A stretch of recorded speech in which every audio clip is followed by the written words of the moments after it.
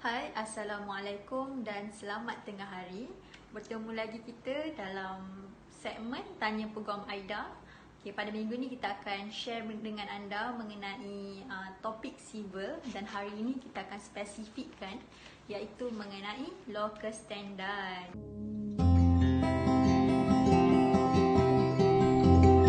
Kita akan share dengan anda satu topik yang bagi saya agak penting lah, sebab locus standi ni kalau tak ada, kalau seorang tu yang bawa tindakan ke mahkamah, tak ada locus standi ni, so dia akan memberi efek, memberi kesan terhadap kes yang dibawa. Tapi sebelum tu mungkin anda tertanya-tanya kan, okay, apakah yang dimaksudkan dengan locus standi? Okay, locus standi ni sebenarnya maksud dia adalah the right or capacity to bring an action or to appear in court, atau mungkin bahasa Melayunya saya boleh translate hak atau keupayaan membawa tindakan atau untuk hadir di mahkamah. Okey. Sebab apa Sebab kadang-kadang bila seseorang tersebut dia pergi ke mahkamah, dia bawa ke kes dia dibicarakan di mahkamah, selalunya lah kan, contoh plaintiff yang filekan kes kan, defendant ataupun peguam defendant dia akan pertikaikan bahawa plaintiff ni dia tak ada locus standi, jadi dia tak boleh bawa kes ni, macam tu. Jadi kat sini kita pun tertanya-tanya, apakah maksudkan dengan locus standi kan? Kalau dah ada isu kan, plaintiff ada isu untuk sama defendant, adakah itu bermaksud bahawa plaintiff ada locus standi? Okay.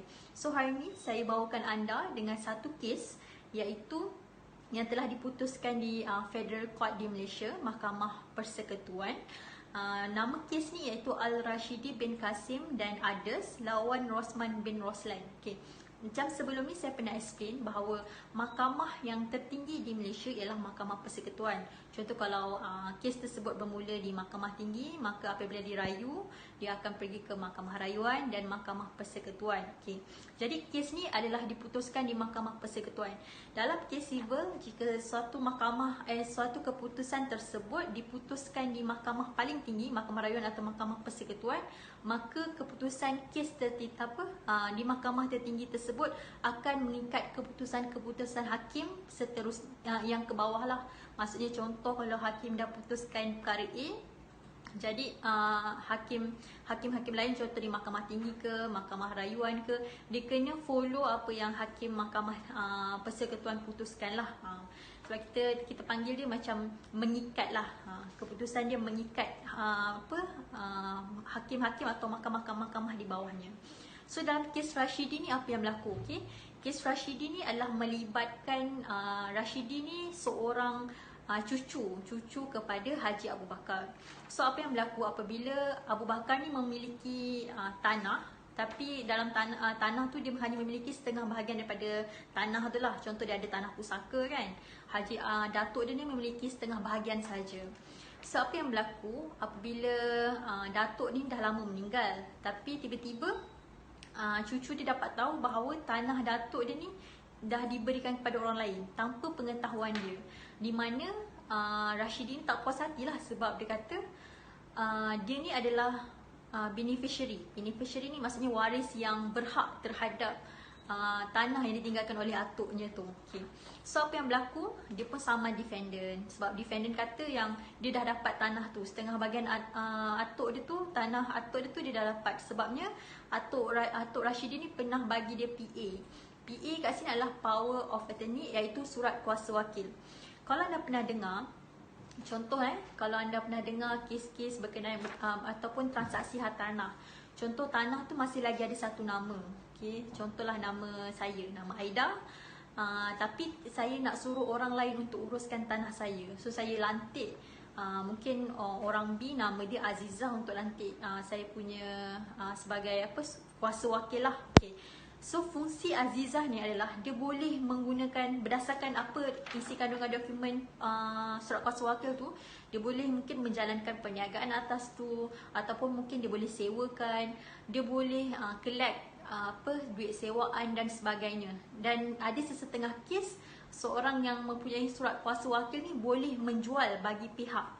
Maksudnya kalau contohnya dia dapat PA kan, dapat power of attorney atau surat kuasa wakil, dia boleh sampai satu tahap dia boleh berhak untuk menjual tanah tersebut tanpa tanpa consent ataupun maksudnya dia bebas lah melakukan sesuatu terhadap tanah tersebut berdasarkan kuasa yang diberikan oleh pemilik, macam tu. So apa yang defendant ni kat sini nama dia Rosman kan. Rosman cakap yang atuk dia dulu, Abu Bakar tu pernah bagi dekat dia surat kuasa wakil. Bermaksud surat kuasa wakil tu mengatakan yang dia serahkan tanah tu kepada Rosman. Jadi apabila datuk dia dah meninggal, maka tanah tersebut jadi milik Rosman lah. Okey. Tu yang berlaku isu dia.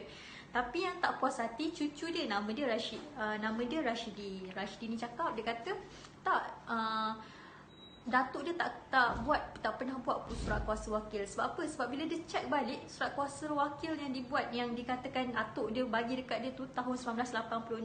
Sedangkan waktu tu atuk dia dah lama meninggal. Atuk si Rashidi ni dah meninggal tahun 1937 lagi dekat Indonesia. So tak logik lah, atuk dia dah lama meninggal 1937, tiba-tiba cakap atuk dia ada bagi dia si Rosman ni PA, surat kuasa wakil tahun 1986. So tak logik lah kan. So kat dalam situ dia cakap lah yang bahawa si Rosman ni telah tipu dokumen secara pentingnya pihak waris untuk prihatin dan dapatkan nasib soal mungkin. Jangan leka dan mereka satu permasalahan. Sorry, belanja nanti lebih banyak penyakit akan timbul. Lebih suka di masa depan, dia bukan marketing cari fight. Ini hakikat sebenar. Betul. Tapi sebelum tu, terima kasih Tuan Arif Zakri. Kalau Tuan ingat, saya ni dulu Tuan pernah ajar waktu mock trial dulu kat UKM. First mock trial saya bagian jenayah, cyber pasal criminal crime, cyber criminal crime. Kalau Tuan Arif pernah kalau Tuan Arif ingat lah. Okay, terima kasih kerana menonton. Tapi betul, kalau kes-kes harta ni selalu macam tu lah. Bila kita ni dah bila waris-waris ni lambat, tiba-tiba jadi isu, ada orang dah jual lah dan sebagainya kan. Tapi ni yang saya cerita ni melalui kes yang dah decided lah kan. Okey, jadi apa yang berlaku dalam kes tu, si Rosman ni dah cakap mahkamah dah putuskan bahawa dia tipulah dokumen tersebut kan. Okey, jadi si Rosman ni tetap tak puas hati. So dia rayu lagi dekat mahkamah lebih tinggi, mahkamah rayuan. Dia cakap walaupun betul ini adalah dokumen palsu, tapi sekarang ni si anak dia ni, Rashidi ni, cucu dia ni tak ada locus standi. Sebab apa tak ada locus standi? Sebab sepatutnya dia kena mohon dulu daripada mahkamah untuk lantikan lantikan pentadbir harta terhadap harta si mati lah. Jadi bila dia dah dilantik oleh waris-warisan lain menjadi pentadbir harta, maka barulah dia ni boleh membawa kes ni kat mahkamah. Maksudnya itu dia punya argument lah. Jadi dekat mahkamah rayuan ni dia cakap hakim berpendapat betul yang si Rashidi ni tak ada locus standi disebabkan dia tak mohon daripada mahkamah tinggi terlebih dahulu untuk dapatkan surat kuasa mentadbir, dan dia pulangkan semula tanah tu kepada si Rosman dengan syarat bahawa dia kena dia masukkan caveat pendaftar untuk halang transaksi terhadap tanah tersebut, dan dia minta si Rashidi ni filekan semula dekat mahkamah tinggi kan. So Rashidi ni tak puas hati, dia pun pergilah dekat mahkamah lebih tinggi. Kat sinilah mahkamah persekutuan memutuskan bahawa locus standi bagi kes-kes yang macam ni ada untuk si Rashidi, disebabkan Rashidi ni memang betul dia hanya menuntut kepada harta tersebut. Tapi dia tak ada dekat dalam kes ni, dia ada isu lain lah, dia minta kos lah semua kan. Tapi maksudnya mahkamah hanya putuskan bahawa dia ada locus standi dalam kes ni disebabkan dia hanya menuntut kepada estate si mati sahaja. Maksudnya harta si mati lah kan. Sebab apa? Sebab dia ada portion dekat dalam harta tersebut, dan dia tidak menuntut dalam kes ni terhadap pecahan. Contohnya macam dia nak setengah bahagian tu, bukan. Dia cuma nak bagi tahu yang dia menuntut terhadap harta tersebut sebab dia ada portion. Dan dia tak minta pun untuk division of the property itself. Macam tu lah.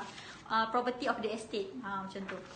So kat sini kita nak kita boleh nampak lah betapa macam locus ni macam sangat penting kalau anda nak bawa sesuatu penghakiman ataupun sesuatu tindakan di mahkamah. Okay. Macam saya sendiri, macam Malaysia, saya berpeluang lah macam ada handle satu trial yang melibatkan tanah juga. Cuma beza dia adalah kes kami ni mak dia dah meninggal mungkin tahun dah 2009 ke 2008 macam tu. dan waris hanya filekan untuk lantikan pentadbir tu tahun 2016. Dan apa yang berlaku bila dia filekan, rupa-rupanya salah satu tanah mak dia tu telah ditukar kepada nama anak orang, kepada orang lain.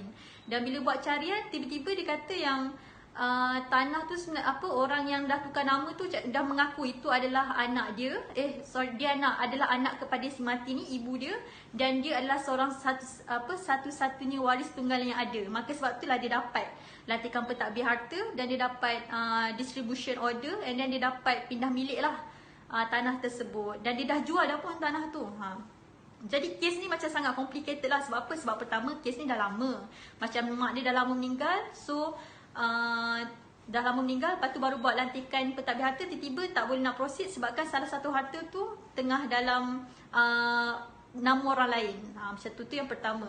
Yang kedua, kes ni bertambah rumit disebabkan tiba-tiba orang yang kita panggil lah nama orang tu, mungkin nama dia Abu kan, tiba-tiba Abu tu hilang.